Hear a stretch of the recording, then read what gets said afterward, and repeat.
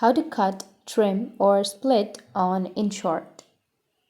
So if you want to cut videos on Inshot, then what you need to do is first you need to open up your Inshot application.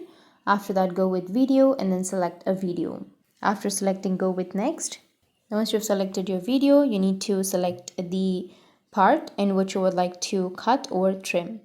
So just tap on that video, and in order to cut, here you will have pre-cut option. Tap on pre-cut, and then you'll be able to adjust the video. You'll be able to trim from the back side and from the front.